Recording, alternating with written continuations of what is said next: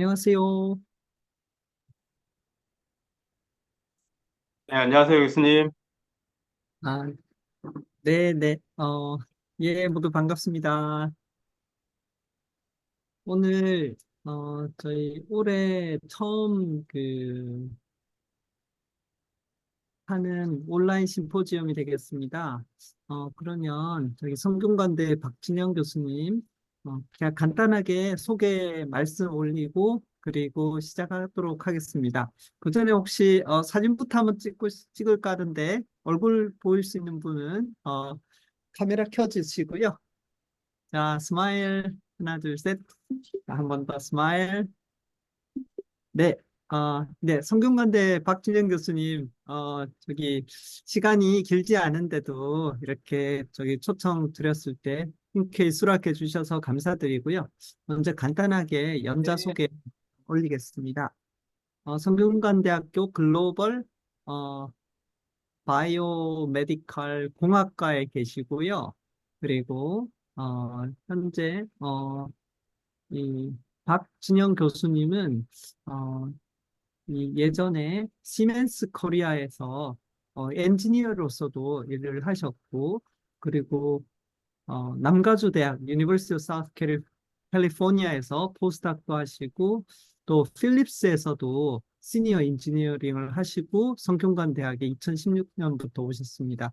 그래서 정말 인지니어로서 이제 회사 생활도 많이 하시고 해서 굉장히 프랙티컬한 면을 보여주실 수 있을 거라 생각합니다.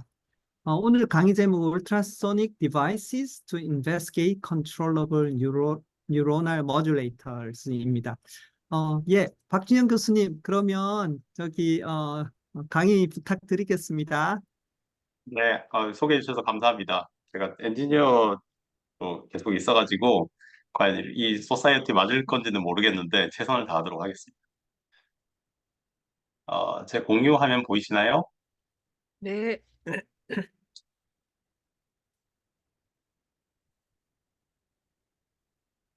지금, 좀 이상한데, 어떤 슬라이드가 지금 쉐어가 되고 있나요? 지금은 저기 전체 화면으로 안 보이고 옆에 그 왼쪽에 아, 조금 그 작은 슬라이드도 같이 보이고 있습니다. 지금 이제 괜찮으신가요? 네. 네, 알겠습니다. 그러면 발표하도록 하겠습니다. 안녕하세요. 저는 이제 방금 소개받은 성균관대학교 박진영입니다.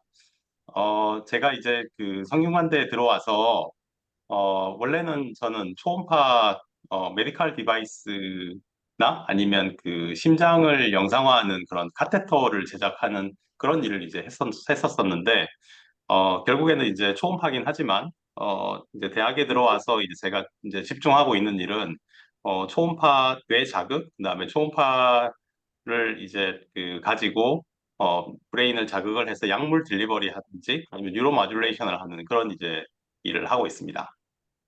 그래서 이제 지난 한 3, 4년 동안 계속 이제 진행되었던 그런 프로젝트인데, 최근에 이제 그 두 가지가 마무리돼가지고, 그래서 이제 그 오늘 이 두 가지에 대해서 이제 발표해 드리도록 하겠습니다. 그래서 저는 오늘 발표할 내용은, Ultrasonic Devices to Investigate Controllable Neuronal Modulation에 관한 것입니다. 그래서 이제 그 첫 번째는 저희가 이제 오늘 두 가지 내용을 이제 발표를 해드릴 텐데, 첫 번째 내용은 울트라소닉 커버 슬립이라고 해서 세포에서 초음파 자극을 했을 때 세포 반응이 어떻게 나오고, 그 다음에 초음파 자극을 가지고 세포 자극을 반응을 이제 일으켰을 때 어떤 기전으로 인해서 세포가 반응하는지에 대해서 이제 연구한 결과입니다. 그래서 기존에 이제 초음파를 자극을 가지고 세포를 이제 뇌세포를 자극을 하게 되면 이제 뉴런이 이제 활성화가 되게 됩니다. 그런데 이제 이게 어떤 방식으로 해서 뉴런이 활성화됐는지는 아직까지 여러 가지 이제 논란의 여지가 많았습니다. 근데 최근에 나온 논문 중에 네이처 커뮤니케이션에 나온 논문 중에 그 초음파 자극을 3와트 per 스퀘어 센티미터 이상의 그런 아주 로우 인텐시티지만 그래도 약간 높은 그런 이제 자극을 해야지 뉴런에 있는, 뉴런 이제 셀 표면에 있는 미케노 센시티브 채널을 이제 활성화시켜서, 그럼으로 해서 이제 뉴런이 이제 참 활성화가 된다라고 이제 보고를 했었고요. 그다음에 또 다른 이제 논문으로는 커런트 바이올로지에 나온 최근의 논문은 굳이 1와트 이상의 그런 이제 낮지만 좀 강한 자극을 사용하지 않아도 1와트 미만의 자극을 사용한다 하더라도 뉴런을 직접 건드리지 않고도 에스트로사이트를 활성화시킴으로 해서 에스트로사이트에서 분비하는 글루타메이트가 이제 뉴런을 활성화시킬 수 있다는 것을 이제 보여주는 그런 논문들이 있습니다. 그래서 이제 저희는 이제 그런 것들을 이제 인베스티게이션 하기 위해서 이런 울트라소닉 커버 슬립이라는 것을 이제 만들었는데요. 그걸 이제 만든 모티베이션은 뭐냐면 기존의 어떤 셀을 키워서 초음파 자극을 했을 때 나오는 초음파 반응을 보기 위해서는 셀을 키우는 그런 디바이스, 그 다음에 자극을 하는 디바이스, 그 다음에 현미경으로 관찰을 하는 디바이스가 이제 따로따로 이제 분리가 되어 있습니다. 그에 따라 가지고 셀을 키워서 초음파를 자극을 했을 때 네, 셀 전체에 아주 유니폼한 그런 셀 자극을 전달하기가 상당히 어려운 면이 있습니다. 그러므로 해서 우리가 한번 자극을 했을 때 여러 세포로부터 나오는 반응을 동시에 받아들여서 이놈들을 이제 통계 처리를 해야 되는데 사실상 처음부터 이제 줄 때부터 유니폼하지 않은 그런 이제 스티뮬레이션이기 때문에 이게 과연 릴라이블한가에 대한 그런 논란이 있고요. 그다음에 또 외부에서 초음파 자극을 이제 줬을 때 여러 가지 그런 아티팩트로 인해서 뭐 초음파 외에 그런 이제 shear wave라든지 진동이라든지 그런 것들이 이제 발생을 함으로 해가지고 실제 초음파 자극에 의한 셀의 그런 특이적인 반응을 이제 관찰을 하기가 되게 힘들었습니다. 그래서 이제 본 연구실에서 저희가 이제 만든 디바이스는 뭐냐면 우리가 일반적으로 세포를 키우는 그런 글라스 커버 슬립 위에다가 PBDF라는 그런 폴리머 타입의 초음파 트랜스듀서를 이제 로딩을 시키고 그 위에 이제 셀을 직접 이제 키웠습니다. 이제 이렇게 함으로 해서 이제 수백 개의 셀에다가 한 번 초음파를 자극을 할 때 동시에 이제 자극이 이제 전달이 가능하게 되고요. 그다음에 이런 이제 특이한 그 구조로 인해서 이제 여러 가지 아티팩트들을 이제 제거를 할 수가 있습니다. 그래서 만드는 과정은 저희가 이제 초음파 글라스 커버 슬립 위에다가 일렉트로드를 올리고 그다음에 앞전 소자 그러니까 PBDF라는 그런 앞전 소자를 올린 다음에 그 위에 전극을 올리고 그 위에 다시 페를린 코팅을 올리는 아주 간단한 그런 이제 프로세스를 가지고 있습니다. 물론 간단하지만 이게 저희가 이제 이 프로세스를 개발하는데 한 2년, 3년 정도 이제 걸렸습니다. 그래서 이제 최종적으로 이제 개발을 하고 나서 그 표면의 어쿠스틱 아웃풋을 이제 측정을 해보니까 상당히 그 액티브 에어리아에서 유니폼한 초음파 스티뮬레이션을 이제 가할 수 있다는 것을 이제 확인을 할 수 있었고요.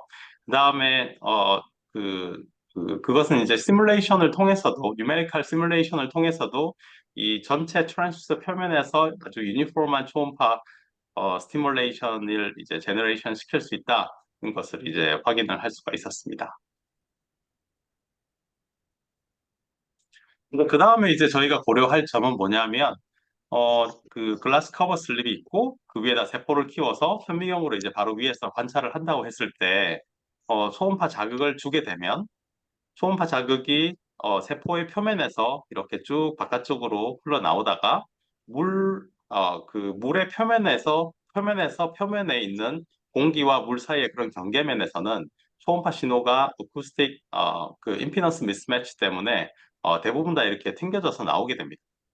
그럼으로 인해서 이제 초음파를 쏘고 다시 튕겨져 나온 신호가 다시 들어오고 또 튕겨 나가고 이러므로 해서 어떤 그 스탠딩 웨이브라는 그런 이제 효과를 이제 일으키게 되고요. 실제 우리가 초음파 신호를 이렇게 아주 짧은 자극을 이렇게 준다 할지라도 실제 세포에 가해지는 그런 자극은 이렇게 많이 어, 우리가 의도하지 않은 자극이 전해지게 됩니다. 그래서 우리가 초음파 자극을 가지고 어떤 자극을 해야지 세포에 효율적으로 내 세포를 효율적으로 반응을 시킬 수 있는지를 이제 확인을 하기 위해서는 이런 리버버레이션 아티팩트들을 이제 제거를 해야 돼서 저희가 이제 이 물의 표면 그 다음에 현미경의 렌즈, 그다음에 그 커버 슬립의 아래쪽을 초음파를 흡수할 수 있는 그런 흡음재를 가지고 이제 감쌌습니다. 그렇게 하니까 초음파를 쐈을 때 대부분의 그런 리버브레이션 신호는 이렇게 사라지는 것을 이제 많이 줄어드는 것을 이제 확인을 할 수가 있었습니다. 박 교수님, 네. 혹시 레이저 포인터 이렇게 사용하시면 해주시면 더 따라가기 쉬울 것 같습니다. 네, 죄송합니다. 이제 아, 보이시나요? 네네, 네. 감사합니다. 네. 예, 알겠습니다. 어, 그래서 이제 그 다음에 이제 저희가 고려해야 할 것은 초음파 초음파 신호가 생성되는 과정은 어떤 저희가 이제 앞전 소자에다가 전기 신호를 가하게 되면 그 전기 신호가 미케니컬 에너지로 바뀌어가지고 그 미케니컬 에너지가 초음파 신호로 이렇게 되는 그런 이제 과정을 가지고 있습니다. 그래서 이제 이 전기 신호에서 이제 초음파 신호로 바뀔 때 자칫 잘못하면 어, 변환되지 않는 신호가 이제 열로 이제 생성이 될 수가 있고 그 다음에 바이브레이션으로 인해서 생기는 열이 이제 발생을 할 수 있기 때문에 이 울트라소닉 커브 슬립에서 과연 열이 발생을 하는가를 이제 관찰을 하기 위해서 저희가 이렇게 이제 세포를 키워서 그 다음에 이제 그 열에 민감한 그런 로다민 B라는 그런 다이를 이제 집어넣었습니다. 그런 다음에 초음파 자극을 이제 실시를 이제 해보면 실제 이제 로다민 B를 이제 온도에 따라서 저희가 캘리브레이션을 해봤고요. 0도에서 3도로 올라갈 때 브라이트니스가 이렇게 떨어지는 것을 이제 확인을 할 수 있었고요. 그래서 이제 이런 그런 캘리브레이션 차트를 바탕으로 해서 얼마만큼의 온도가 떨어지느냐를 이제 살펴봤더니 초음파 쭉 있다가 초음파 자극이 주어지는 이 노란색 바의 지역 이후에 온도가 거의 떨어지지 않는 것을 저희가 이제 확인을 할 수 있었습니다. 따라서 이 울트라소닉 커버 슬립에는 리버브레이션 효과도 거의 없고 그다음에 히딩 효과도 거의 없다는 것을 이제 확인을 할 수가 있었습니다.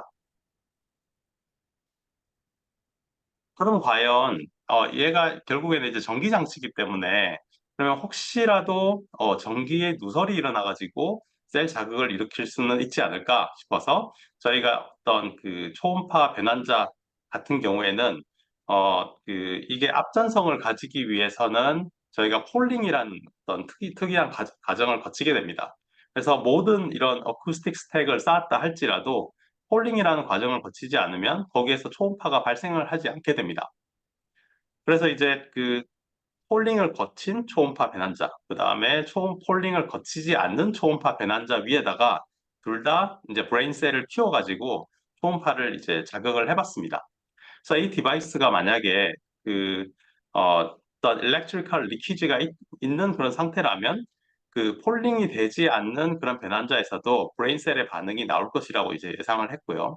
그렇지만 이제 실제로 폴링이 되지 않는 그 변환자에서 브레인셀을 자극을 했더니 실제 그 칼슘 반응이 거의 나오지 않는 것을 확인을 할 수가 있었습니다. 그래서 이제 이 디바이스에 대해서 초음파 자극 외에 다른 아티팩트는 거의 없다는 것을 이제 확인을 이제 했고 실제로 이제 그 울트라소닉 커버 슬립 위에다가 브레인 셀들을 키워가지고 초음파 자극을 이제 시작을 하였습니다. 그래서 첫 번째 이제 이 그림에서 이제 보시는 것은 울트라소닉 커버 슬립을 이렇게 장착을 하고 그 위에다가 브레인 셀을 키워서 현미경으로 이제 브레인셀의 칼슘 반응을 관찰하는 과정을 거쳤습니다. 저희가 성공적으로 에스트로사이트를 울트라소닉 커버 슬립 위에 이렇게 안정적으로 컬처를 할 수 있도록 이렇게 이제 조건을 잡았고요. 그다음에 그런 다음에 초음파 자극을 이제 자극의 길이, 그다음에 자극의 프레셔의 크기에 따라서 어떻게 반응이 나오는지를 이제 살펴봤습니다. 그래서 자극의 길이를 0.05세컨드에서 500 밀리세컨드까지 쭉 증가를 하면서 이제 해보니까 500 밀리세컨드 정도는 되어야지 브레인셀이 반응을 하는 것 같았고요. 그 다음에 어쿠스틱 프레셔는 최소한 0.15 메가파스칼 정도는 돼야지 이제 브레인셀이 에스트로사이트가 반응한다는 것을 이제 알 수가 있었습니다. 그래서 저희가 이제 한 것은 에어리어드 커브를 가지고 이제 해보니까 실제 이제 0.5 세컨드, 그 다음에 0.15 메가파스칼이 되었을 때 브레인셀이 반응을 한다는 것을 알 수가 있었습니다. 자, 그러면 저희가 이제 아까 두 번째 장에서 이제 말씀드린 대로 에스트로사이트를 자극을 했을 때 이 에스트로사이트가 이제 활성화돼서 거기에서 이제 간접적으로 뉴런을 자극을 하기 위해서는 거기에서 이제 글루타메이트가 나와야 될 텐데 그것을 이제 관찰을 실제로 해봤습니다. 그래서 글루타메이트 센서, 그 다음에 칼슘 센서를 에스트로사이트에다가 이렇게 바이러스를 통해서 집어넣고요. 그다음에 초음파 자극을 이제 수행을 해봤습니다. 그래서 펄스 랭스에 따라서 쭉 올려보니까 0.25 메가파스칼에서도 0.25 세컨드 그러니까 250 밀리세컨드의 그런 펄스 길이에서도 칼슘 액티베이션은 됐지만 글루타메이트의 양이 그렇게 많이 나오지 않았다는 것을 이제 알 수가 있습니다. 하지만 0.5초가 되었을 때 비로소 이제 칼슘과 글루타메이트의 반응이 잘 나온다는 것을 알 수가 있었습니다. 따라서 이제 저희가 이제 자극을 할 조건은 그러면 0. 500ms에다가 그다음에 0.15 메가파스칼을 이제 가지고 이제 스티뮬레이션을 이제 수행을 하도록 그렇게 이제 계획을 잡았습니다. 그 다음에 이제 컬처를 한 것은 이제 뉴런과 에스트로사이트를 이제 코컬처를 했습니다. 그래서 결국에는 저희가 이제 똑같지는 않지만 실제 그 환경과 유사한 인체 환경과 유사한 환경을 만들어 주기 위해서 코컬처를 이제 수행을 했고 그것이 이제 성공적으로 이제 코컬처가 되는 것을 확인을 할 수 있었습니다. 하지만 이제 코컬처를 하고 난 다음에 어떤 것이 뉴런이고 어떤 것이 에스트로사이트인지 이제 세퍼레이션을 이제 해야 되는데 그것을 하기 위해서 뉴런의 칼슘의 그런 스폰테니어스 리스폰스를 이제 살펴보고요. 그 다음에 그 모폴로지를 이제 살펴봐서 그런 특이적인 그런 이제 현상을 보고 저희가 뉴런을 이제 걸러냈고요. 똑같은 방법으로 해서 에스트로사이트도 이제 분리를 해냈습니다.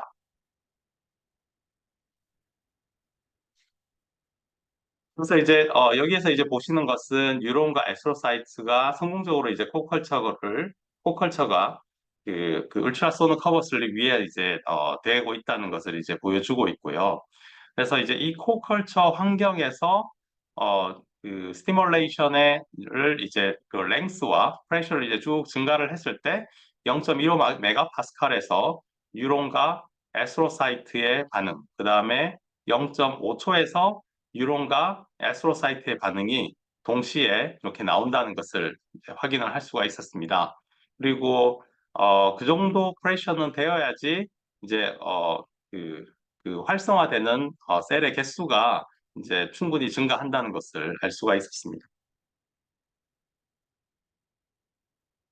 자, 그러면 이게 정말 그 인터랙트 패스웨이인가를 이제 관찰을 하기 위해서 저희가 이제 뉴런이 있고 에스트로사이트가 있는데 인터랙트 패스웨이라면 에스트로사이트에서 저희가 이제 그 알려진 TRPA1 채널이 활성화가 돼서 초음파여에서 활성화가 돼서 이 에스트로사이트에서 그 글루타메이트가 나와서 그 NMDA 리셉터나 아니면 암파 리셉터를 통해서 뉴런이 익사이테이션 될 것이다는 것을 이제 확인을 시키기 위해서 그 NMDA 리셉터의 블로커인 AP5, 그 다음에 암파 블로커인 그 CNQX를 이제 쳐서 저희가 이제 뉴런이 과연 서프레션이 되는지를 이제 확인을 했더니 정말 서프레션이 됐고요.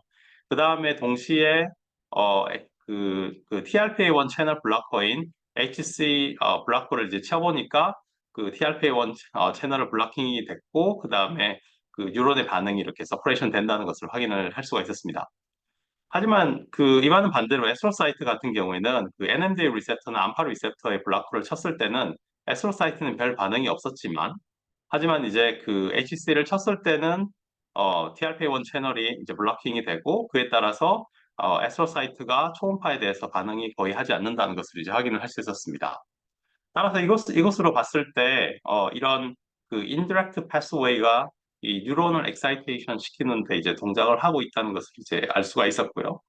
그러면 과연 우리는 그 다음에 이제 퀘션은 그러면 이렇게 낮은 에너지를 줬을 때 과연 그러면 뉴런이 정말 아무 반응이 없는 것인가를 이제 확인을 하기 위해서 그 기존에 있던 가설에서는 그 뉴런이 그런 TRP 채널에 의해서 반응이 약간 일어나고 그 소듐 채널에 의해서 그 반응이 그 앰플리파이 된다는 것이 이제 보고가 되고 있습니다. 그래서 저희는 이제 그 TRPA1 채널 블락커와 그다음에 TTX를 이제 쳐봤습니다. 그래서 소듐 채널을 이제 블락킹을 시켰을 때 만약에 소듐 채널을 블락킹을 시켰을 때 그 이 반응을 이제 살펴보니까 저희가 이제 그 뉴런과 에스트로사이트에서 모두 다 반응이 이제 나오지 않는다는 것을 이제 확인을 할 수가 있었습니다. 그 다음에 이제 그 저희가 그냥 TRPA1 채널만 이제 블락킹을 시켰을 때는 그 뉴런과 에스트로사이트에서 역시 이제 반응이 나오지 않는다는 것을 이제 알 수가 있었습니다. 따라서 이것은 그 소듐 채널과 상관없이 무조건 이제 소듐 채널의 블락킹과 상관이 없이 그 뉴런이 그 활성화가 된다는 것을 이제 의미를 하고 있어서 우리가 그 이 말은 뭐냐면 우리가 이제 아주 약한 자극, 정말 약한 스레스홀드보다 뉴런을 익사이테이션 시키는 그 스레스홀드보다 낮은 자극을 이제 줬을 때는 뉴런을 직접 건드리지 않고 에스트로사이트만 건드림으로써 뉴런을 활성화시키는 그 패스웨이만 동작시킨다는 것을 이제 알 수가 있었습니다. 그래서 실제 이게 인비보에서 동작을 하는가를 이제 살펴보기 위해서 실제 쥐에다가 아주 낮은 울트라 사운드 스티뮬레이션을 이제 그 가해봤습니다. 했더니 이제 와일드 타입 쥐에서 0.15 메가파스칼을 이제 줬을 때 그 꼬리가 움직이는 현상을 저희가 살펴봤었는데 꼬리가 비로소 이 정도 자극이 되어야지 이제 움직인다는 것을 이제 확인을 할 수가 있었고요. 그다음에 이제 그 TRPA1 채널을 낙아웃 시키는 그런 쥐에서는 아주 좀 더 높은 그런 프레셔를 줘야지 이제 그 꼬리가 움직여진다는 것을 이제 확인을 할 수가 있었습니다.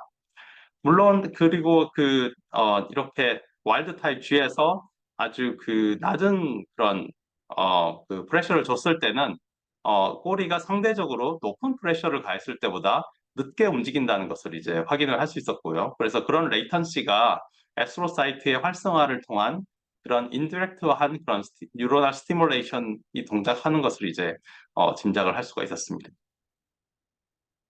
그래서 이게 과연 뉴로날 반응인가를 이제 관찰을 하기 위해서 저희가 세크리를 해서 칼슘 이 에스트로사이트와 뉴런 그다음에 그 반응성을 보는 시포스를 그 IHC를 이제 수행을 해보니까 실제 에스트로사이트 반응이 있었고 그다음에 뉴런의 반응이 있었는데 그 0.15 메가파스칼을 쏟은 그다음에 0.62 메가파스칼을 쏟은 그 활성화된 부위 사이에서의 시포스 반응이 아주 시그니피컨트한 그런 차이를 보이지 못한 것을 이제 확인을 할 수가 있었습니다.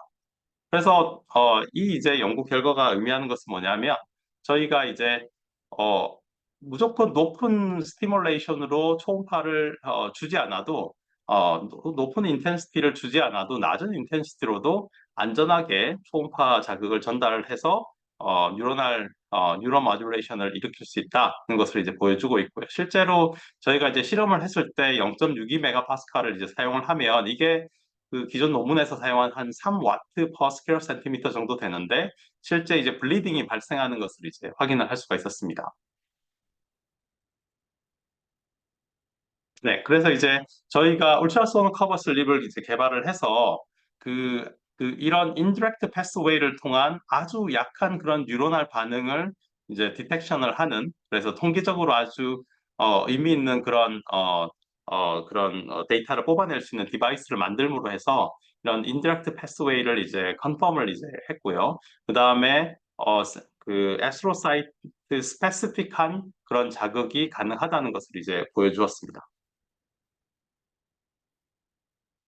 그래서 이제 그 다음번은 이제 그 제가 이제 항상 이제 생각하는 거는 뭐냐면 초음파 자극을 이용을 하게 되면 저희가 이제 그 아주 바이디렉셔널하게 뉴로 그 브레인을 컨트롤할 수 있지 않을까라는 그런 이제 꿈을 가지고 있습니다.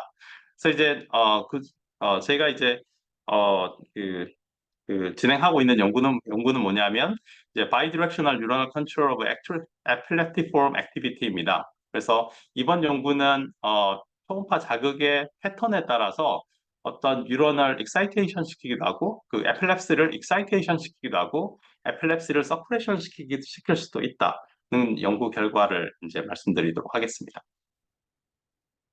그래서 에필랩시는 보시는 것과 같이 이제 아주 그 많은 환자들이 앓고 있는 전 세계적으로 앓고 있는 그런 질병인데 반해서 환자들의 한 3분의 1 정도는 드럭 리지스티브한 그런 성격을 가지고 있습니다.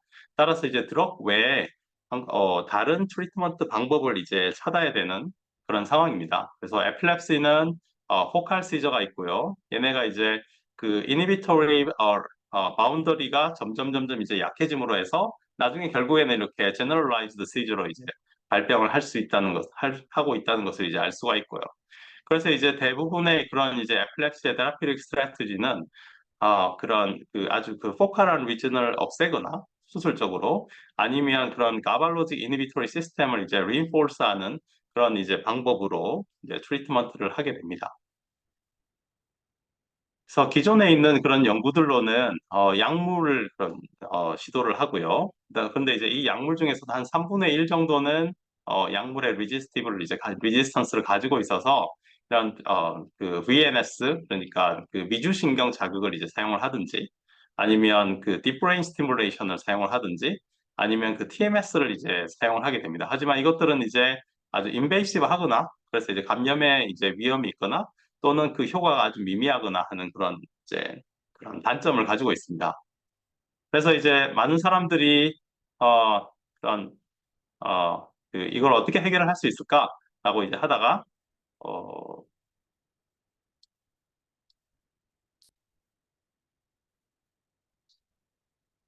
네, 하다가 어떤 초음파의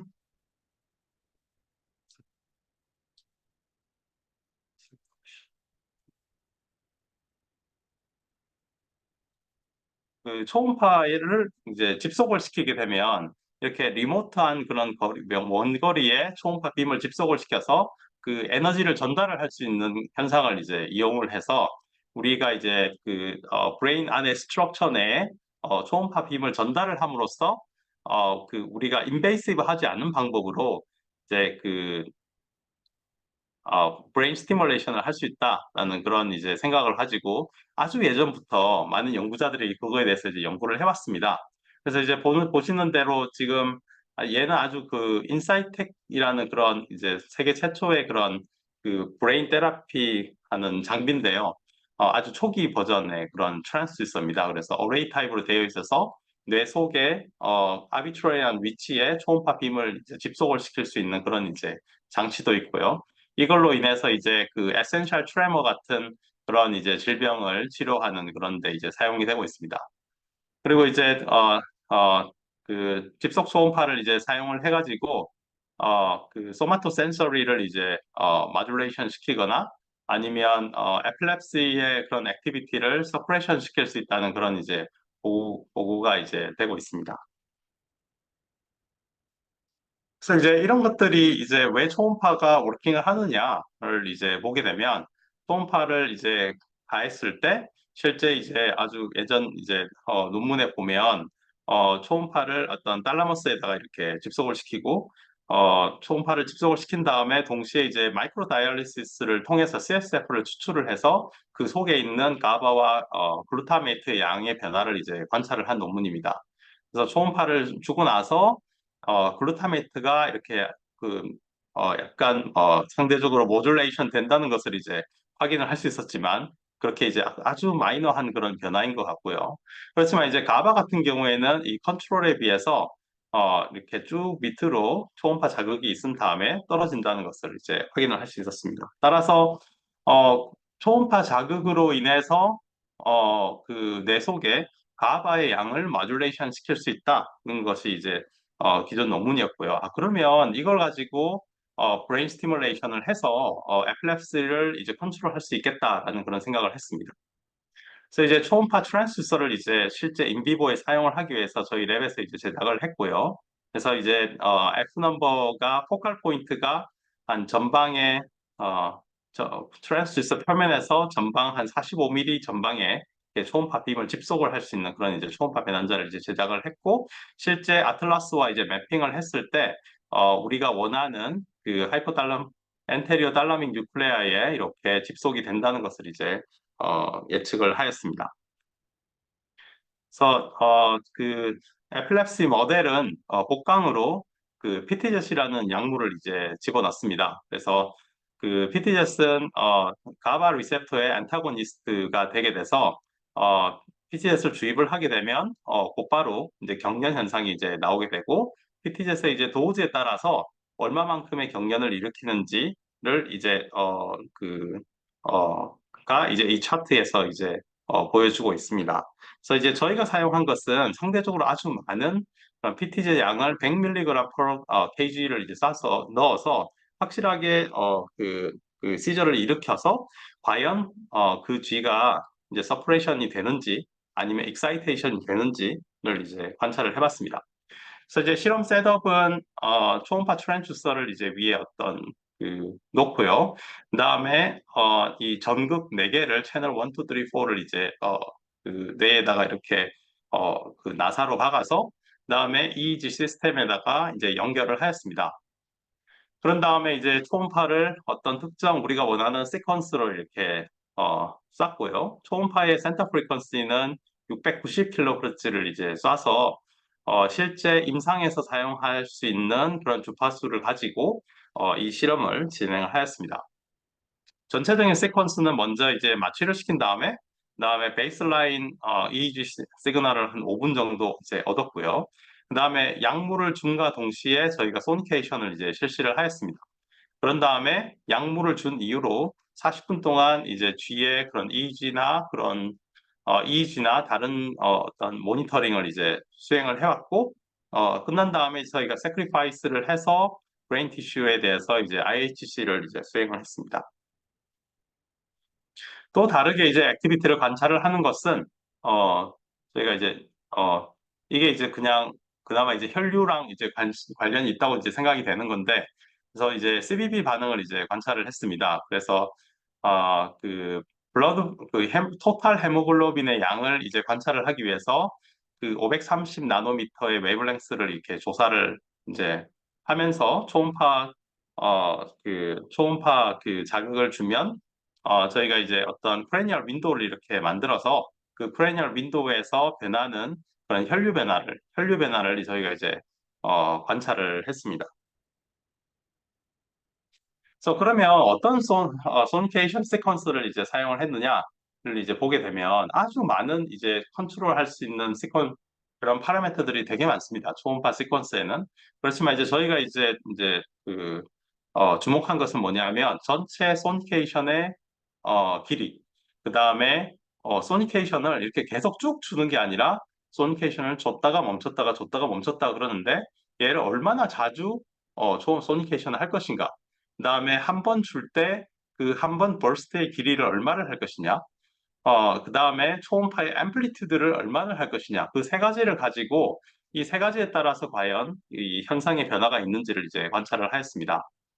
그래서 이제 첫 번째는 이제 소니케이션 아주 강한 자극, 1메가파스칼이라는 아주 강한 자극을 주는 대신에 한 250ms 정도의 아주 짧은 시간 동안만 자극을 하는 그런 이제 버스트를 가지고 30초마다 한 번씩 이렇게 빵빵빵빵빵 그렇게 이제 초음파를 때리는 그런 세트입니다. 그다음에 두 번째는 뭐냐면 초음파 그 하나의 버스트의 길이를 이제 10초, 그다음에 20초, 그다음에 40초를 이렇게 주고 자극의 길이에 따라서 어떤 변화가 있는지를 이제 관찰을 했고요. 그다음에 제일 긴 자극인데 이 자극의 40 이후에 나오는 20은 자극과 자극 사이의 이 인터벌입니다. 그래서 자극을 주고 20초 쉬었다가 40초 주고 20초 쉬었다가 하는 그런 이제 패턴을 가지고 있습니다. 그 말은 뭐냐면 이 자극에 비해서 이 자극은 자극의 길이는 같지만 자극을 주는 인터벌만 이제 변화시키는 그런 자극입니다. 그 다음에 이제 TX 하이브리드라는 그런 이제 시퀀스는 뭐냐면 40초, 40초를 이렇게 쭉 주고 나서요. 그 다음에 그 자극 뒤에 이 TXH 0.25, 30 그러니까 아주 강하고 짧은 자극을 이렇게 주르륵 줘봤습니다. 그때 이제 어떻게 변하는가? 이제 관찰을 해봤더니 아주 흥미로운 사실을 이제 알아냈습니다. 첫 번째는 이제 짧은 자극과 긴 자극에 대한 그런 내용입니다. 그래서 이제 짧은 자극 같은 경우에는 짧은 자극을 이렇게 반복적으로 이제 주게 되면 이 피테즈 컨트랙, 그러니까 약물만 준 그룹에 비해서 약간 앰플리튜드가 줄은 것 같기도 하고, 약간 좀 더 서퍼레이션 된 것 같기도 한데, 좀 더 이제 레페티티브한 그런 반응을 나오는 것 같기도 하고, 그래서 이제 정확히 얘가 서퍼레이션 됐는지는 잘 모르는 그런 상태입니다. 하지만 40초 자극, 그러니까 40초를 주고 40초를 쉬었다가 하는 그런 자극을 연속적으로 이제 줬을 때는, 그때는 이렇게 아주 그, 그 시저의 반응이 그 서프레션이 된 것을 이제 확인을 할 수가 있었습니다. 그다음에 그러면 이제 이런 반복적인 그런 자극이 과연 효과가 있는가를 살펴보기 위해서 40초 자극을 한 번만 줬을 때는 아주 시간이 지난 다음에는 그렇게 효과가 있는 것을 있다는 그런 느낌을 받지는 않았습니다. 그래서 저희가 이것을 이제 정량적인 분석을 이제 시행을 해봤는데 그것을 위해서 이제 스파이크의 개수를 먼저 이제 세봤더니 40초 자극은 거의 베이스라인에 이렇게 붙어 있지만 40초를 한 번만 때렸을 때는 처음에는 서프레션 되다가 나중에 이렇게 다시 시저로 돌아온다는 것을 이제 확인을 할 수 있었고요. 그다음에 0.25 30초 자극은 이 평균적으로는 이렇게 서프레션이 되지만 그렇게 통계적으로 시그니피컨트한 그런 서프레션은 아니다는 것을 이제 확인을 할 수가 있었습니다.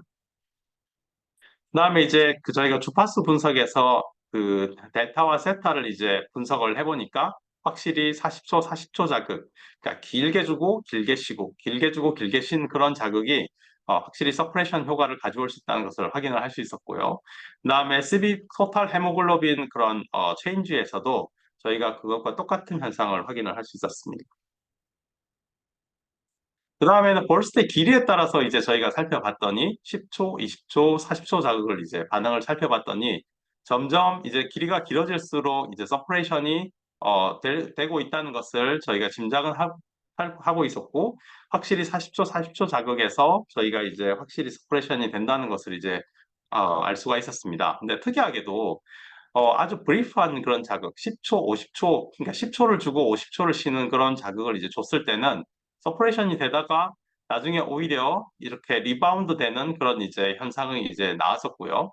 그래서 이제 얘네가 평균값으로 봐서는 조금 더 높은 그런 이제 반응을 이제 나온다는 것을 알 수가 있었지만 통계적으로는 그렇게 유의미하지는 않았고 제일 처음에 이제 그 자극을 주고 나서 10분 정도 지난 다음까지는 10초를 줬을 때가 약간 더 높다는 것을 이제 확인을 할 수가 있었습니다. 하지만 주파수 분석에서는 특히 그런 것들은 이제 볼 수는 없었지만 확실히 40초 자극이 서프레시브한 반응을 유도할 수 있다는 것을 알 수가 있었습니다. 그것은 이제 그 토탈 헤모글로빈 반응에서도 마찬가지인데 여기서 이제 특이하게도 10초 자극을 줬을 때는 토탈 헤모글로빈 혈류 반응이 아주 급격히 증가를 한다는 것을 이제 알 수가 있었습니다. 따라서 자극의 길이에 따라서도 자극을 아주 브리프하게 주고 그냥 길게 쉬었을 때는 아주 거의 반응이 없든지 아니면 그 더 이제 오히려 그 익사이테이션 시킬 수도 있다는 것을 이제 의미를 하지만 길게 주고 충분히 길게 쉬는 그런 자극을 주게 되면 아주 딥한 서프레이션을 일으킬 수 있다는 것을 이제 보여주고 있습니다. 그래서 이제 그 다음에 인터벌에 대한 내용입니다. 그래서 40초 자극을 주고 20초를 쉬었을 때, 그다음에 40초 자극을 주고 40초를 쉬었을 때를 이제 보게 되니까 똑같은 자극의 길이임에도 불구하고 그 인터벌에 따라서 20초의 그런 인터벌을 줬을 때는 아주 시저 반응이 더 증가한다는 것을 이제 확인을 할 수 있었고 그렇지만 40초 자극은 이제 보여드린 대로 서프레시브한 그런 자극 반응을 보인다는 것을 알 수가 있었습니다. 그래서 실제 이제 그래프에서도 그러니까 이 서프레션 반응 말고 이제 40초, 20초 자극에서는 아주 오히려 시저를 더 악화시키는 그런 이제 반응을 보여주었고요. 실제 이제 아주 20분이 지난 다음에는 이제 40초, 20초 자극이 더 이제 통계적으로도 이제 유의미하게 더 증가한다는 것을 이제 확인을 할 수가 있었습니다. 근데 CBB 반응도 똑같은 반응을 이제 결과를 이제 내보내주고 있고요. 그다음에 이 frequency analysis에서도 똑같은 반응을 이제 보여주고 있었습니다. 근데 이제 마지막으로는, 좀 되게 재미있는 현상인데요. 보면 이제, 보시면, TX 하이브리드라고 40초, 40초 자극을 줬다가, 한 3분 정도 쉬었다가, 그 다음에 그 아주 강하고 짧은 자극을 가진 그런 트레이너를 이렇게 쭉 줘보니까, 이 서퍼레이션이 이렇게 됐다가, 다시 이제 리바운드 효과로 인해서 다시 증가한다는 것을 이제 확인을 할 수가 있었습니다. 실제 이제 이 그래프에서도 넘버 오브 스파이크가 서퍼레이션이 되다가 마지막 자극이 끝나고 난 다음에는 이렇게 반응이 다시 올라간다는 것을 이제 급격히 증가한다는 것을 이제 확인을 할 수가 있었습니다. 그래서 이제 그 CBB 반응이나 아니면 다른 스펙트럴 덴시티에서도 유사한 결과를 내었습니다. 그래서 이제 이게 이제 과연 왜 그럴 것인가라는 그런 이제 궁금증이 생겨서 이제 IHC를 이제 수행을 해봤습니다. 그랬더니 저희가 40초, 40초 자극에서는 C포스 반응을 이제 살펴봤을 때 거의 반응이 나오지 않았습니다. 저희가 이거는 제일 처음에 너무 이상하다. 이게 스테이닝이 잘못된 것이 아닌가 하고 몇 번이나 이제 스테이닝을 이제 했었는데 결국에는 모든 샘플에서 다들 이제 이렇게 나와서 이거는 진짜 반응이다 하는 것을 이제 확인을 할 수 있었고 그런 이제 서프레이션이 반응에서 이제 C포스 반응이 그런 40초, 40초 자극에서 C포스 반응이 아주 서프레이션 된다는 것을 이제 확인을 할 수가 있었습니다. 그와는 반대로 이제 아주 브리프하고 긴 자극, 긴 이제 인터벌, 그다음에 짧은 인터벌, 긴 자극, 짧은 인터벌에 하고, 그다음에 이 하이브리드에서는 이 익사이테이토리, 이 C포스 반응이 이제 증가를 했다는 것을 이제 확인을 할 수가 있었습니다. 그다음에 GAD65는 이 C포스 반응과 반대로 오히려 이제 그 40초, 40초 자극에서 GAD65 반응성이 이제 증가했다는 것을 알 수가 있었습니다. 여기에는 이제 GFAP와 IBA1 반응입니다. 그래서 40초, 20초 자극, 그다음에 하이브리드 자극에서는 이제 뉴로널 셀의 이제 데미지가 증가했다는 것을 이제 확인을 할 수 있었고요. 물론 이제 40초, 40초 자극에서도 그 마이크로글리알 액티베이션이 이제 줄어들었다는 것을 이제 컨트롤 그룹에 비해서는 줄어들었다는 것을 이제 확인을 할 수가 있었습니다. 그럼 과연 이런 이제 세포 반응들이 그냥 단순히 초음파의 기계적인 그런 데미지는 아닌가를 이제 살펴보기 위해서 와일드 타입 G에서 저희가 자극을 해서 세커리를 해서 이제 확인을 해봤더니 그냥 세포의 순수하게 초음파 자극에 대한 그런 데미지는 없다는 것을 이제 확인을 했습니다. 그리고 나서 실제 이제 이것들이 이제 그 뉴로날 트랜스미터를 과연 모듈레이션을 하는 것이냐를 살펴보기 위해서 기존에 있던 논문에서와 똑같은 방법으로 마이크로 다이얼리시스를 이제 수행을 해봤더니 피트제 컨트롤에서는 이제 글루타메이트가 급격하게 증가하고 그다음에 가바가 이렇게 급격하게 감소하는 것을 알 수 있었습니다. 보시는 대로 이제 이런 이제 EI 레이시오의 미스매치에 의해서 이제 아주 그런 이제 브레인 액티비티가 활발하게 나올 수밖에 없는 그런 이제 환경이 됨을 이제 알 수가 있었고요. 그렇지만 이제 그 글루타메이트 같은 경우에는 일단 초음파 자극이 들어가면 이렇게 플럭추에이션이 있긴 하지만 전반적으로 이렇게 낮아지는 그런 이제 현상을 가지고 있었습니다. 하지만 이에 반해서 가바는 좀 달랐습니다. 가바는 초음파 40초, 40초 자극을 줬을 때는 가바의 양이 이렇게 유의미하게 증가한다는 것을 알 수 있었고, 그다음에 이 빨간색의 하이브리드에서는 40초, 40초 자극이 끝난 다음에 짧은 자극을 빠바방 주니까 이렇게 가바가 쭉 내려간다는 것을 이제 확인하고 다시 이렇게 돌아온다는 것을 확인할 수가 있었습니다. 자, 이걸로 봐서 그러면 이제 초음파 자극이 어떤 이제 그런 이제 메커니즘을 따라서 이제 이 뉴로스티몰 그 그, 그 글루타메이트 가바 양을 이제 변화를 시킴으로써 이제 그 뉴로널 머듈레이션을 바이 디렉셔널하게 조절을 할 수 있다는 것을 이제 보여주고 있습니다. 그래서 이제 저희가 앞으로 이제 또 이제 그 다음 이제 스텝은 과연 이게 왜 그럴까? 이제 셀룰라 레벨에서 이게 왜 어떤 셀들이 어떤 이제 로우 인텐시티 울트라 사운드를 이렇게 패터닝을 해서 repetitive하게 주니까 이런 바이디렉셔널 반응을 불러일으킬 수 있는지를 이제 살펴보는 것이 지금 이제 온고잉 하고 있는 프로젝트가 이제 되고 있습니다. 네, 감사합니다.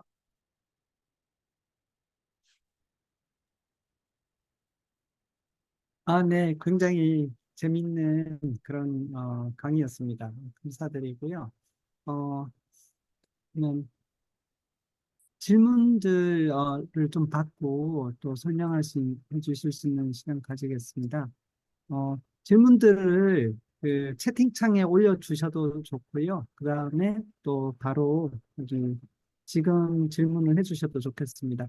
일단 여기 먼저 계신 분들께서 편하게 지금 질문해 주시면 감사하겠습니다.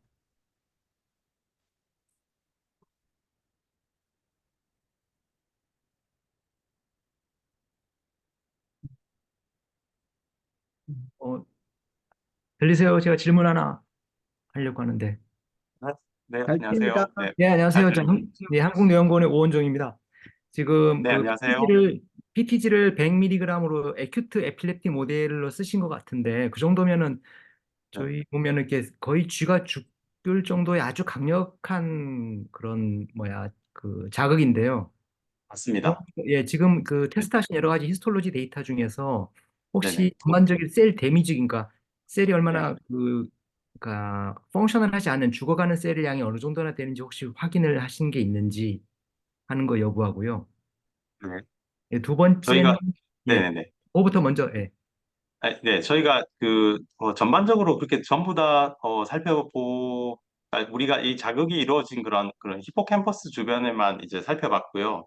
그렇게 해봤더니 이제 저희가 GFAP랑 IBA1 정도를만 이제 살펴봤습니다. 그랬더니 그러니까 데미지가 있긴 있습니다. 40초, 40초 자극을 준다고 할지라도 데미지가 있긴 있지만 컨트롤에 비해서 우리가 이제 서퍼레이션 하는 그런 자극을 줬을 때 상대적으로 이렇게 유의미하게 줄어드는 그런 셀 데미지를 이렇게 줄이는 그런 역할을 할 수 있다는 것을 이제 알 수가 있었습니다. 근데 뉴런을 직접 이렇게 뉴런이 얼마나 데미지 받았는지 확인하신 거는 있나요? 어, 그, 저희가 이제 그건 아직까지는 확인을 하지 않았습니다. PTG 100mg 정도 하면 이렇게 막 혈관 손상이 많아가지고 주변 네네. 세포들이 데미지가 많던데 그래서 혹시나 한번 음, 여쭤보고요. 예, 예, 맞습니다. 네. 저희 그래서 이제 100ml 정도 하니까 그냥 아무것도 트리트 하지 않고 그대로 놔뒀을 때는 쥐가 한 3시간 정도 지난 다음에는 이제 사망을 하더라고요. 예, 근데 예. 이제 저희가 40초 자극을 줬을 때는 실제로 이제 쥐가 죽지 않고 그 다음 날까지도 이제 살아있는 것을 저희가 확인을 했습니다. 그래서 음, 이제 아주 이게 저희가 비록 모니터링을 여기에 이제 기록을 하는 건 한 40분 정도 했지만 실제 이제 쥐가 죽지 않고 그렇게 살아있는 것을 보고 얘가 효과가 있구나 그런 것을 이제 확인을 할 수 있었습니다. 예, 그리고 두 번째 질문은 지금 PTG를 써가지고 하는 거예요. 어차피 그 가바를 블락킹 해가지고 뉴런에 영향을 주는 게 일단 모델인데 지금 교수님께서 사용하시는 울트라소닉 방법으로 했을 때 이제 가바를 억제하고 이런 그거는 그 가바의 소스는 뉴런에서 나오는 걸까요? 아니면은 앞에 설명하신 그 앞에 파트처럼 이렇게 에스트로사이트랑 관련돼서 그게 가바를 레귤레이션 할까요? 네, 그게 아주 흥미로운 질문인데요. 제가 생각할 때는 이게, 어, 강한 자극을 이제 줬을 때는 엑사이테이토리 패스웨이라든지, 이제 이네비토리 패스웨이를 모두 다 자극을 하기 때문에, 네트 반응은 이제 거의 이제 마이너해질 거라고, 이제 줄어들 거라고 생각을 했고요. 그래서 이제 이런 이제 로우 인텐시티 울트라 사운드를 사용을 했을 때, 저희가 에스트로사이트를 이제 반응을 시켜서, 결국에는 가바 양을 조절을 할 것이다라고 이제 저희가 이제 생각을 했고요. 실제 그것을 지금 지금 연구를 이제 수행을 하고 있는데 상당히 프라미싱한 그런 이제 결과를 저희가 얻고 있어서 이제 그걸 이제 네, 다시 기회가 된다면 또 말씀드리도록 하겠습니다. 그래서 이제 결론은 제 생각에는 에스트로사이트의 그런 펑션을 조정을 할 것이다 라고 그렇게 생각을 하고 있습니다. 예, 감사합니다. 감사합니다. 네네, 질문도 감사하고 또 좋은 답변도 감사합니다. 또 다른 분들께서 질문 주시면 감사하겠습니다. 네, 안녕하세요. 저는 연세대학교 생리학교실 강사 김소윤이라고 합니다. 네, 들리시나요? 안녕하세요. 네, 잘 네, 들립니다. 네. 좋은 강의 감사드립니다. 잠시만요. 비디오가 꺼졌는데. 혹시 제가 보이시나요? 제가 이게 슬라이드를 다 열어놓으니까 얼굴이 잘 안 보여요. 아, 네. 저도 지금 보입니다. 예. 보이시나요? 네, 안녕하세요. 처음 뵙겠습니다. 네, 최수경 반갑습니다. 박사님이 가서 들어보라고 레코멘데이션 해주셔서 우연찮게 듣게 되었고요. 잘 저는 오셨습니다. 네, 되게 흥미롭습니다. 참고로 저는 신경외과 의사지만 지금은 기초로 전환해서 연구하고 있는 강사입니다. 그 궁금한 점은 일단은 인비보 모델에서 저 40초 프리퀀시 스티뮬레이션을 준 게 이제 에필lep틱 폼 웨이브가 없어지는 거는 봤어요. 근데 저게 한 네. 타임 트리트먼트로 유지되는 듀레이션이 얼마나 되죠? 혹시 그걸 보셨나요? 저희가 40분 정도 관찰을 했고요. 네. 그 뒤로는 계속 이제 관찰을 하진 않았습니다. 근데 시저, 그 그러니까 귀가 계속 시저 하는지 뭐 이런 거는 모니터링을 안 하셨던 거죠. 24시간 모니터링, 네, 뭐 그 3시간 이내 죽었다는 거는 빼고 혹시 네, 그 서바이벌한 트리트한 아이는 네, 다음날까지 살았다고 하시지 않았습니까, 선생님? 네, 내보적, 그건 네, 맞는데 저희가 그거를 임시를 연결을 해서 보지는 않았는데 네. 살아있기는 했습니다. 근데 시저 액티비티를 보거나 하진 않았다는 거죠. 그러니까 이게 영향이 얼마나 어, 오래 가는지는 롱텀을 못 보셨다는 건가요, 그러면? 예, 그게 24시간까지 저희는 보지는 않았습니다.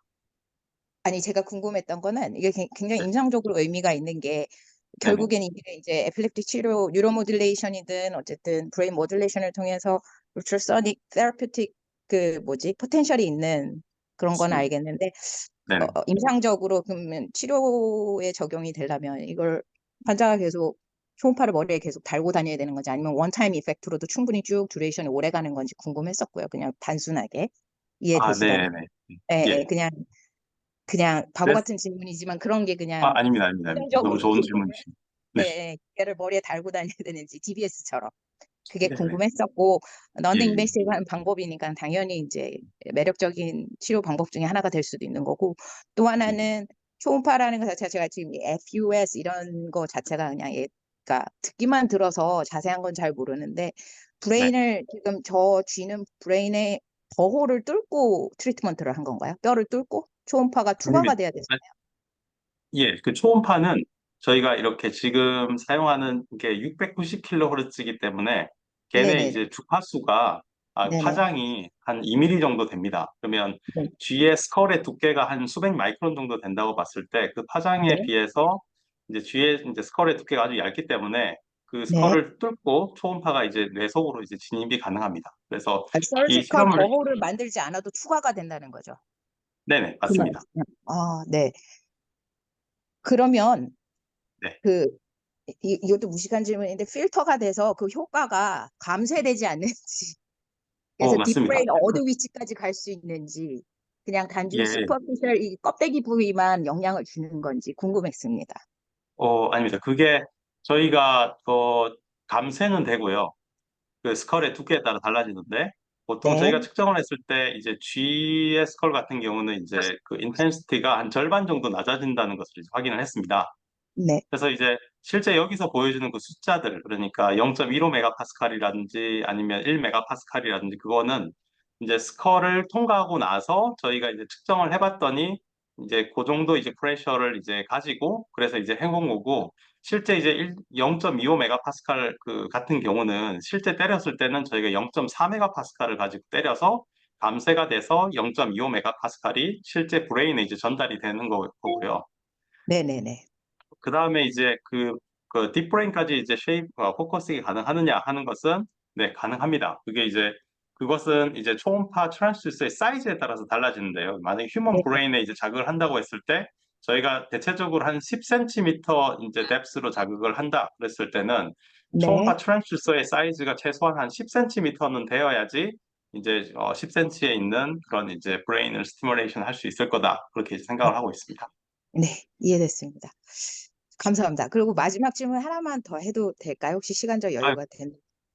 그 인비트로 실험이에요. 앞단에서 제가 물론 중간에 들어오긴 했는데 그 코-컬처 시스템이 되게 인트레스팅 했었어요. 그 뭐지? 플로어 4 FM으로 예, 그 슬라이드 이제 보이기 시작하는데 이 콜컬처라는 거는 둘이 셀 투 셀 지금 아스트로사이트하고 뉴런이 셀 투 셀 컨택이 다이렉트하게 있는 거야? 아니면 트랜스메를 쓰신 건가요?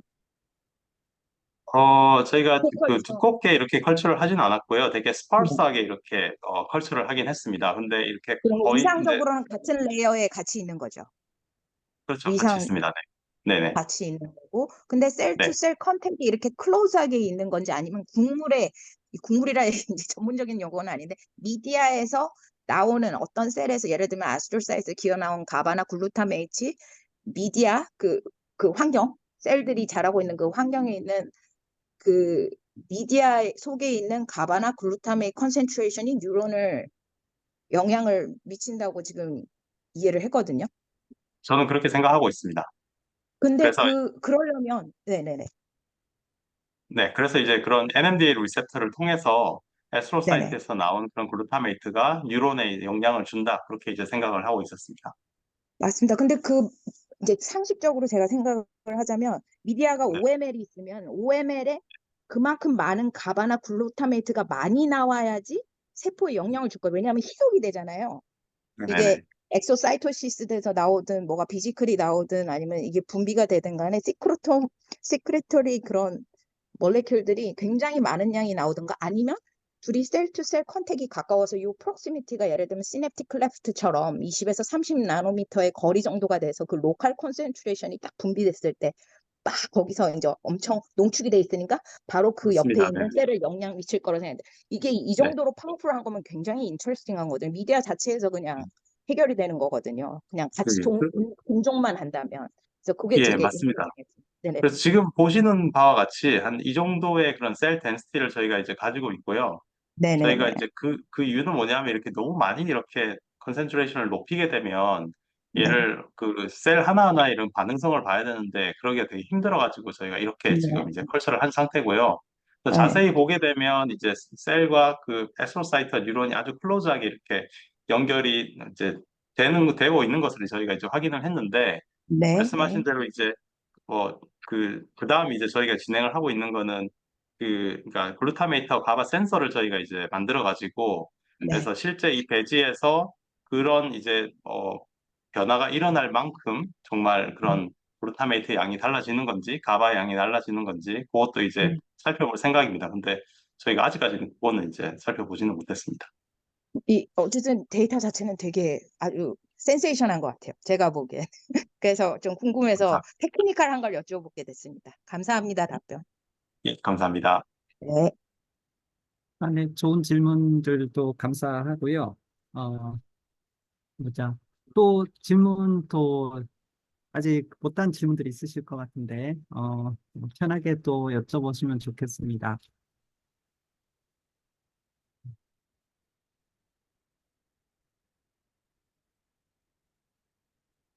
그러면 제가 간단한 질문들, 저도 좀 궁금한 것들이 많긴 했는데, 그 첫 번째 인비트로 실험하실 때는 브레인셀이라는 말씀을 하셨는데, 저기 구체적으로 어떤 뉴런 쪽을 프라이머리 컬처 뉴런을 쓰셨나요?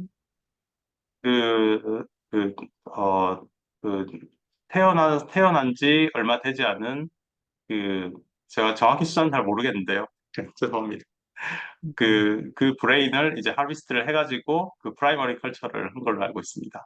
그래서 콜티칼 에어리아에서 나오는, 아, 네네. 니오네이탈 콜티칼 셀 네네. 프라이머리 있습니다. 컬처를 네네. 말씀하시군요. 네네. 굉장히 뭐 인비트로부터 인비보까지 진짜 정말 많은 데이터를 잘 보여주셨는데 한 가지 여쭤보고 싶은 게 그 인비보 실험 두 번째 파트에서 네. 40쪽인가 거기서 인터벌을 40 대시 40 했을 때 그리고 40 대시 20으로 줄였을 때 좀 효과가 완전히 그 인터벌에 따라 달라졌다고 네네. 그렇게 보여주셨는데 네, 이게 맞습니다. 네. 두 번째 숫자는 이게 뭐지 레스팅 20초, 40초 하다가 20초로 바꾼 거로 기억을 그렇게 생각했는데 이렇게 다른 결과가 나오는 이유가 뭔지 좀 네, 궁금합니다. 그래서 저희도 이게 되게 신기해서 이게 왜 그럴까 하고 지금 생각을 하고 있고요. 그래서 이제 그 여러 가지 문헌들을 이제 찾아봤을 때 많은 문헌이 나와 있지는 않았지만 어떤 몇 개의 문헌에서는 얘가 그 결국에는 가바가 글루타메이트에서 이렇게 바뀌어가지고 나오는데 그때 이제 글루타메이트에서 가바로 전환될 때 걸리는 시간이 한 20초 정도? 그렇게 이제 실험 결과에서 저희가 이제 보니까 한 20초 정도 걸리는 것 같았고 그래서 이제 그 저희가 자극을 계속 30초 자극을 계속해서 이제 반복해서 자극을 하다 보면 결국에는 글루타메이트 가바가 이제 다 소진이 돼서 나중에 글루타메이트에서 얘가 이제 바뀌어서 나와야 되는데 결국에는 이제 그 가바의 양이 결국에는 이제 줄어들고 이제 글루타메이트 양이 이제 도미넌트하게 되는 그런 환경이지 않을까라고 생각을 하고 있었습니다. 그렇지만 이제 저희가 이제 실험을 했을 때 그걸 이제 밝혀내기 위해서 그 마이크로 다이얼리시스를 이제 저희가 수행을 했는데요. 사실 마이크로 다이얼리시스는 한 10분 정도, 한 5분, 저희가 8분 정도의 텀을 가지고 그 어큐뮬레이션 한 다음에 그놈을 이제 단백질을 분석을 했기 때문에 그래서 이제 시간 해상도가 너무 낮았습니다. 그래서 이제 저희가 그 바이오 센서를 이제 개발을 하려고 했던 거고, 그래서 그게 이제 개발이 되고 나면 좀 더 이제 많은 것을 알 수 있지 않을까 생각하고 있습니다. 아, 네, 그렇군요. 네네. 아, 좋습니다. 굉장히 인트레스팅한데, 뭐, 글라이알 셀 중에 주로 에스트로사이트 가지고 하셨는데, 이렇게 컬처할 때 에스트로사이트뿐만 아니라, 또 다른, 뭐, 마이크로 글라이아도 있고, 그랬는데, 정말 딱 뉴런과 에스트로사이트만 가지고 코컬처를 이렇게 하는 게 얼마나 쉬운지도 좀 여쭤보고 싶습니다. 그게 이제 제 컬래버레이션 하는 팀에서 같이 이제 해 주셔가지고, 고맙게도. 이제 그 IBS의 그 이창윤 단장님하고 박주민 교수님하고 같이 이제 하게 되는데 거기에서 이제 저희 학생이 같이 하긴 했지만 주로 이제 셀 컬처 같은 것들을 이제 담당을 해주셔서 뭐 그분들은 금방 하시던데 그렇게 쉬운 것 같지는 않습니다. 네. 네, 네, 네. 네, 이거 굉장히 어려운 실험들이고, 그렇게 또 같이 이렇게 하셔가지고, 되게 결과들이 되게 클리어하고 또 재밌는 결과를 보신 것 같아요. 여기 예. 또 다른 질문 있으면 지금 좀 해주면 좋겠습니다. 네, 한두 가지 정도 질문 받을 수 있을 것 같아서.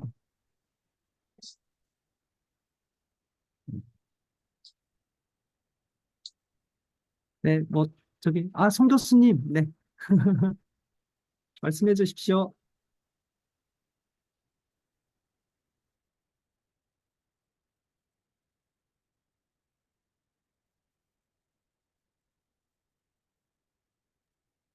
아, 네. 송 교수님 질문 있으시지 않으세요? 안 들리세요? 아, 이제 들립니다. 교수님. 아, 이제 됩니다, 제가 이제. 마이크를 안 켰었나 봐요. 네.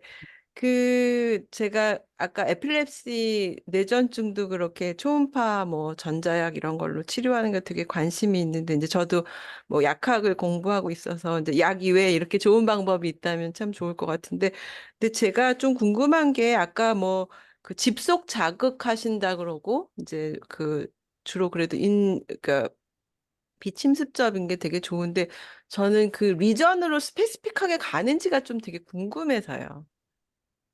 네. 그게 초음파가 가지는 장점이 되게 내로한 지역에 이렇게 집속을 할 수 있다는 장점이 있습니다. 그래서 이 비디오를 이제 보게 되시면 네, 초음파를 이렇게 쭉 쏘면 여기 전방에 있는 것이 이제 아가입니다. 그래서 네, 아가의 내부에 이렇게 초음파를 전달을 해서 아가의 이제 물성을 이렇게 지금 변성을 이렇게 시킬 수가 있고요. 네. 그래서 어떤 특정 지역에 이제 집속을 시키는 그런 이제 기능을 가지고 있습니다. 그거는 집속시키는 거가 굉장히 초음파가 스페시픽한가 보죠? 네. 그 초음파가 결국에 이제 음파거든요. 그래서 네, 그 음파가 어떤 미디어를 통해서 이렇게 전파가 될 때 얘네가 이제 특정 속도를 가지게 되고 그 특정 그 속도를 이제 잘 맞춰주게 되면 어떤 특정 지역에다가 이제 음파를 전달을 할 수 있습니다. 그래서 다른 뭐 전기 자극이나 그런 매그네틱 스티뮬레이션도 그런 것들이 가능하다고는 하지만 이렇게 수 밀리미터 안에서 이렇게 집속을 시킬 수 있는 에너지를 집속을 시킬 수 있는 기술은 초음파가 좀 이렇게 많은 장점을 가지고 있지 않을까 그렇게 생각합니다. 음. 네, 그리고 또 한 가지 좀 질문 드리면, 아까 저도 그 코컬처한 시스템, 뉴런하고 에스트로사이트 코컬처한 시스템이 되게 재밌었는데, 아까 결론적으로 그 낮은 초음파라도 인다이렉트하게 에스트로사이트를 자극해서 뭐 뉴런을 자극을 줄 수 있다 그랬는데, 어, 거기서 조금, 어, 그런 좀 구별 없이 그렇게 좀 같이 있는 거를 그렇다면 사실은 어떤 뭐 케미칼을 치든 뭘 하든 하면은 좀 스페시픽하지 않아서 그것도 좀 문제가 되지 않을까요? 좀 그래서 그 구별할 수 있는지 메커니즘 아까 뭐 그래도 꽤 자세하게 뭐 칼슘이 뭐죠? 에스트로사이트에서 나와가지고 그게 뭐 뉴런을 자극하고 그런 도식도 좀 보여주셨는데 사실 그게 실제 상황에서 좀 구별이 가능할지 실제 그 리빙한 브레인에서 좀 그런 의문이 좀 들었어요. 네. 네, 맞습니다. 그래서 저희가 실제 이제 인비보 실험을 해보니까 이렇게 낮은 자극에서도 이렇게 이제 그 브레인을, 모터 콜텍스를 자극을 해서 네. 낮은 자극에서도 꼬리가 움직인다는 거를 이제 확인을 했었고요. 근데 이제 실제 이러한 미케니즘을 가지고 이제 할 것이냐, 그것은 이제 저희가 이제 블라커를 이제 그 인비보 상태에서 이제 처리를 좀 해볼 수 있지 않을까 그렇게 생각을 하고 있습니다. 그래서 저희가 요즘 하고 있는 거는 음, 그 시스터나 매그나에다가 이런 블라커를 쳐가지고 이렇게 그 글림패틱 시스템을 통해서 이렇게 쭉 이제 뇌 안으로 돌린 다음에 블라커를 돌려서 그걸 가지고 이제 그 실험을 할 수 있지 않을까 그렇게 이제 생각을 해서 그 실험을 지금 진행을 하고 있습니다. 네. 네, 그게 알겠습니다. 맞을까요? 저희도 아니, 저희도 너무, 잘 이제 확실히 안 써서. 아니, 이제 사실 이게 뉴런하고 에스트로사이트가 같이 공존해 있는 게 있는데 서로 영향을 주는데 어디까지가 이렇게 쉐어되고 아닌지 저도 되게 헷갈리고 근데 되게 재밌는 토픽을 하셔서요. 예, 재밌게 들었습니다. 감사합니다. 감사합니다. 아, 네. 너무 재밌어서 원래 한 1시간 정도 예상했는데 한 10분 정도가 더 지나가는 것 같습니다. 여기, 시간 내주셔서 감사합니다. 어, 당연히 또 여러 가지 질문도 더 남아 있으실 것 같은데 저희가 또 미팅도 또 연달아서 하려고 생각해서요. 박진영 교수님, 이게 참 우리나라에서도 이렇게 재밌는 연구를 이렇게 깊이 있게 하시는 분이 계시다는 걸 참 보고 정말 저는 되게 기분이 좋고요. 오늘 이렇게 좋은 연구 발표해 주셔서 감사하고 다음번에 또 기회가 되면 또 저희 그 뇌혈류 뇌혈류 및 대사니까 아마 이게 혈류나 이런 쪽에 관련해서 오늘 뭐 옵티컬 이미징도 보여주셨는데 그런 쪽도 이렇게 또 깊게 봐주시면 좋을 것 같습니다. 어, 네네, 알겠습니다. 네, 장시간 또 시간 내주시고 또 준비해 주셔서 감사드리고요. 그럼 1차적으로 올해 이제 온라인 심포지엄 첫 번째는 여기서 마치도록 하겠습니다. 네, 감사합니다. 네, 네, 감사합니다. 감사합니다. 수고하셨습니다. 네, 수고하셨습니다. 박 교수님, 이게 다 네. 퍼블리시는 된 내용인가요? 네, 이 두 개는 지금 퍼블리시가 됐고요. 그 다음에 그 두 번째 인비보 자격 조건에 대해서 저희가 특허를 좀 진행을 하려고 하다 보니까 그래서 한 아, 그때 네. 출원이 한 5월 달까지는 되지 않을까 싶어서 그래서 이제 유튜브 공개를 조금 네. 밀어주십사고 부탁드렸습니다. 예. 미루고 나서 더 널리 알려야 되겠다 생각이 듭니다.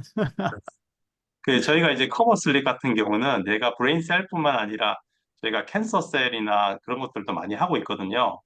그래서 네네. 혹시 이거를 뭐 같이 좀 사용하고 싶다 그러실 분이 있으시면 말씀하시면 이제 네. 뭐 콜라보레이션도 되고 뭐 저도 이거를 네네. 많이 터뜨렸으면 좋겠습니다. 네네. 감사합니다. 예, 예. 다시 한번 정말 감사드리고요. 또 조만간 또 연락드리고 뵙도록 하겠습니다. 네, 교수님 감사합니다. 잘 들어가십시오. 네. 네.